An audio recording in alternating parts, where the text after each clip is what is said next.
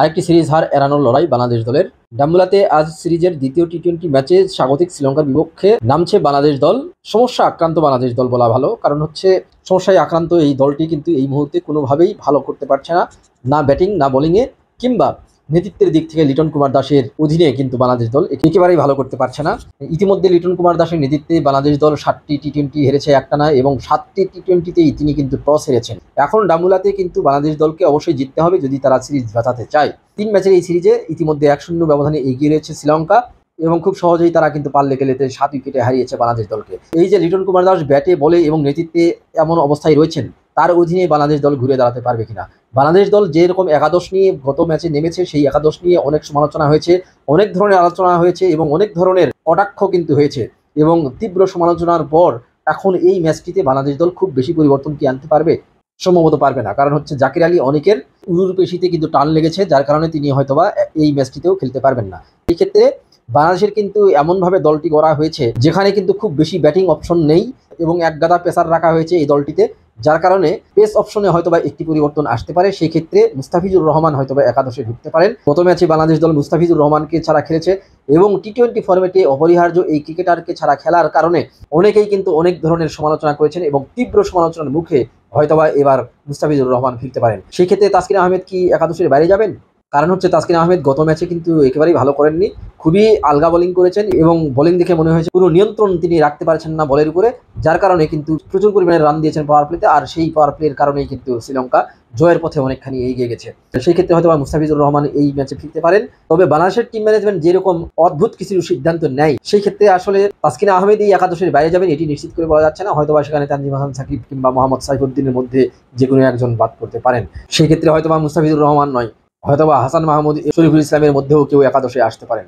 বিচিত্র কিছু নয়, বাংলাদেশের টিম ম্যানেজমেন্ট যেভাবে চলছে অদ্ভুত সিদ্ধান্তের মধ্য দিয়ে চলছে। বিশেষ করে গত ম্যাচে প্রায় 3 বছর পরে ফেরা জেনুইন ওপেনার নাইম শেখকে কিন্তু খেলানো হয়েছে 4 নম্বরে এবং আন্তর্জাতিক ক্যারিয়ারে প্রথমবারের মতো তিনি 4 নম্বরে ব্যাটিং করেছেন এবং 4 নম্বরে ব্যাট করতে নেমে তিনি সেই যে স্ট্রাইক রেটের কারণে বাদ পড়েছিলেন, সেই বাজে স্ট্রাইক রেট নিয়ে তিনি কিন্তু 29 বলে 32 রানের অপরাজিত একটি ইনিংস খেলেছেন টানা 12টি ওভার ক্রিজে থেকে।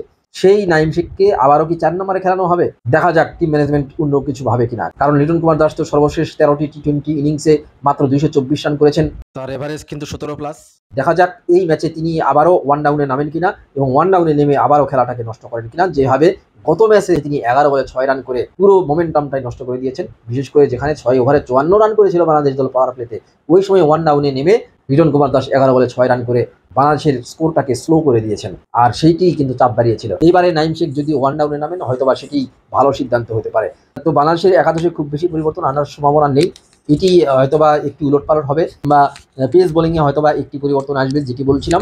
ডাম্বুলায় কিন্তু এর আগে বাংলাদেশ দল কোনো টি-20 খেলেনি এবং ডাম্বুলার উইকেট কিন্তু সাধারণত প্রচুর পরিমাণে রান হয়ে থাকে। যদিও গত বছর শুরুর দিকে অনেক রান হয়েছে, 2 শতাধিক রানের 2টি ইনিংস দেখা গেছে, কিন্তু পরের দিকে বছরের শেষের দিকে কিন্তু অক্টোবর নভেম্বরের দিকে এখানে কিন্তু 108 রান করেও শ্রীলঙ্কা নিউজিল্যান্ডের বিপক্ষে 3 রানে জয় পেয়েছে। নভেম্বরে খেলা হয়েছিল সেই সিরিজটি।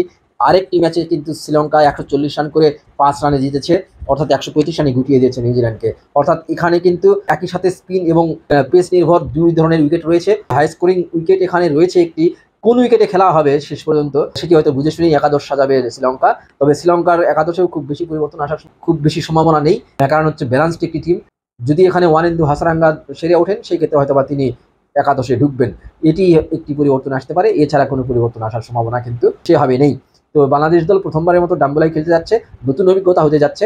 এখানে কিন্তু 89 রানে অল আউট হওয়ার একটি ঘটনাও কিন্তু রয়েছে, যেটি ওয়েস্ট ইন্ডিজ গত অক্টোবরে হয়েছিল এবং পরবর্তীতে কিন্তু লো স্কোরিং ম্যাচ হয়েছে দুটি নিউজিল্যান্ড এবং শ্রীলঙ্কার মধ্যে। এখানে আসলে আজকে কোন ধরনের উইকেট থাকবে সেই উইকেট বিবেচনায় যদি বাংলাদেশ দলের ব্যাটাররা খেলতে পারেন সেই ক্ষেত্রে হয়তোবা সেটি দলের জন্য সুফল বয়ে আনতে পারবে। তবে বাংলাদেশের ব্যাটাররা এই মুহূর্তে যেভাবে সমস্যায় আক্রান্ত রয়েছেন, ওই ক্ষেত্রে শুধুমাত্র ভরসা শেষের দিকে শামীম হোসেন পাটোয়ারি এবং শুরুতে 2 ওপেনার তানজিদ হাসান তামিম ও পারভেজ হোসেন ইমন। এছাড়া কিন্তু বাংলাদেশের ব্যাটিংয়ে এই মুহূর্তে ভরসা করার মতো আর কেউ নেই। তো দেখা যাক বাংলাদেশ দল এই ম্যাচটি কেমন করে খেলে এবং কোন পরিকল্পনায় খেলে, বাংলাদেশ দল নিজেদেরকে ফিরে পায় কিনা, লিটন কুমার দাস তার নেতৃত্বের সুফল বয়ে আনতে পারেন কিনা এবং টানা 7টি টস হারার পরে টস জিততে পারেন কিনা, কারণ টস কিন্তু এখানে খুব গুরুত্বপূর্ণ। ধন্যবাদ সবাইকে।